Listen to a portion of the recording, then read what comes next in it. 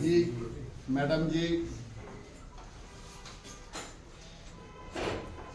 आज बड़ी खुशी की बात है, आपके इंस्टीट्यूशन में आने का सौभाग्य मिला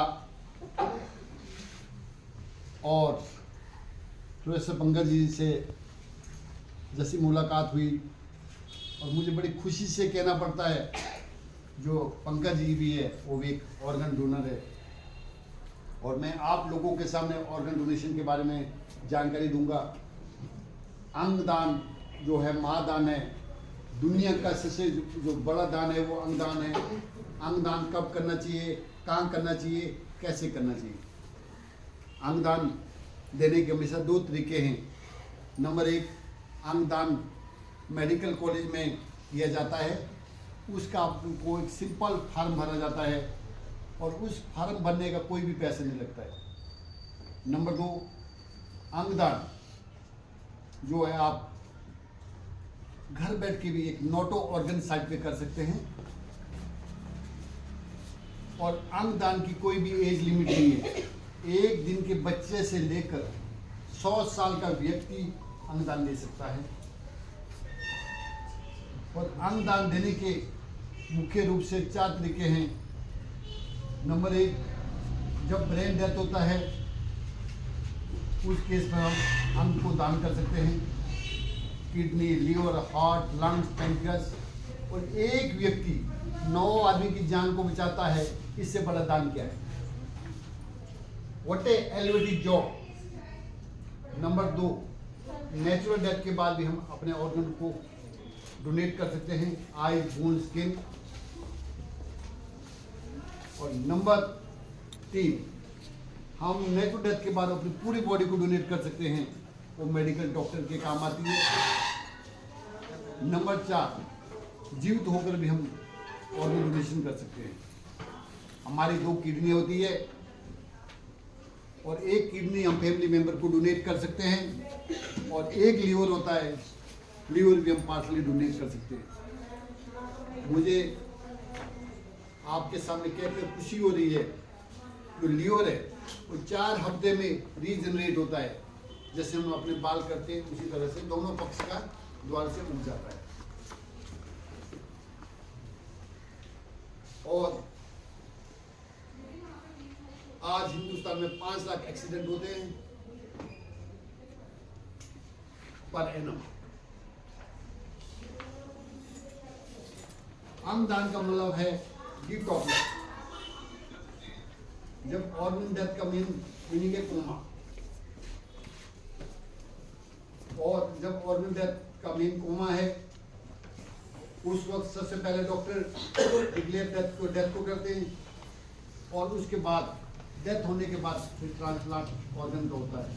ये बात कोई नहीं जानते, ओनली प्रोफेशनल लोग नोज। और 2 टीमें होती है, एक का काम डिक्लेयर करना, दूसरे का काम ट्रांसप्लांट है। कई लोग सोचते हैं मरने के पश्चात हम अपने ऑर्गन को स्वर्ग ले जाएंगे, लेकिन ऐसी पॉसिबिलिटी नहीं।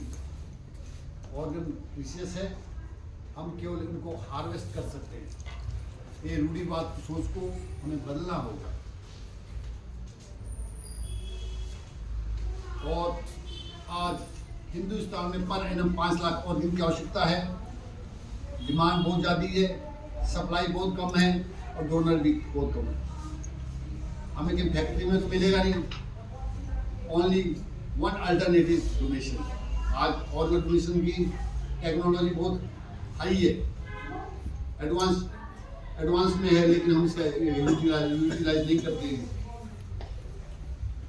जब एक्सीडेंट होते हैं उस टाइम पर हमारी टीम पूरे हिंदुस्तान में हॉस्पिटल में जाती है, अनजान लोगों से मिलते हैं, सबसे पहले उनको सांत्वना देते हैं और फिर उनको ऑर्गन डोनेशन के लिए प्रेरित करते हैं।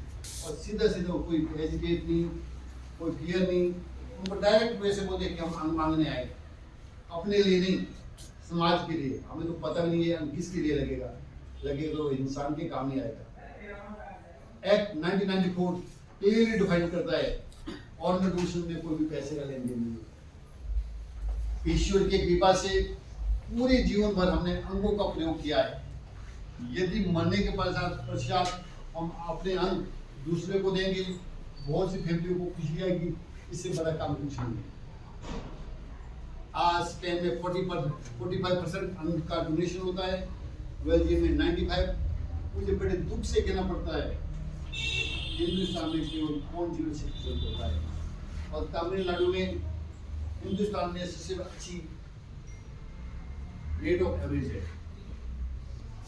ये अन्न कैसे मिलेगा? एक फैक्ट्री में तो मिलेगा नहीं, इसका अल्टरनेटिव रेट है। आज हिंदुस्तान में पर एनम 2.5 लाख किडनी की आवश्यकता होती है, लेकिन मिलती कितनी 8,000। लीवर 50,000 है, लेकिन अवेलेबल कितनी 1,000। और हार्ट 50,000 पर एनम नीड है, लेकिन अवेलेबल कितनी 80।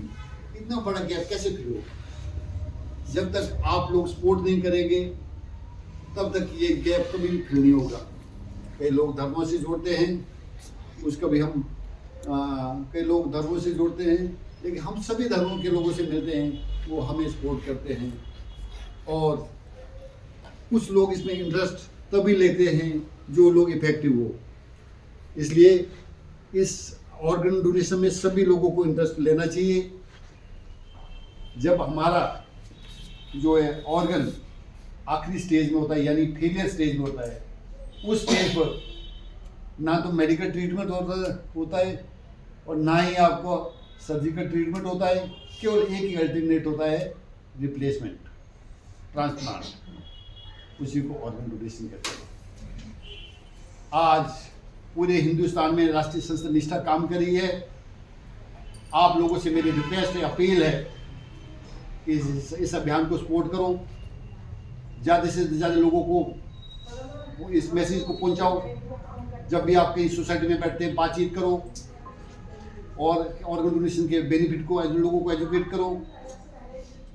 और हमारा जो आखिरी मोटिव है, लोगों की जान को बचाना है। आओ मिलकर हम सब इस अभियान को सफल करें। जय हिंद, जय भारत। और लास्ट में मैं आपसे एक रिक्वेस्ट करूंगा, हम 2 मिनट का मौन रखेंगे।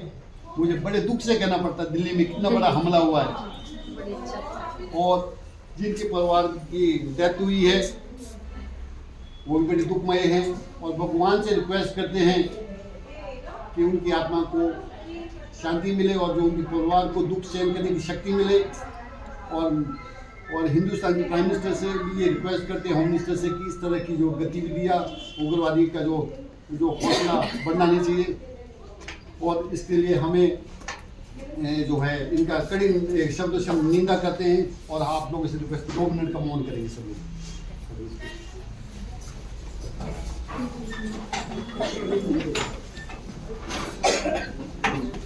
Thank you.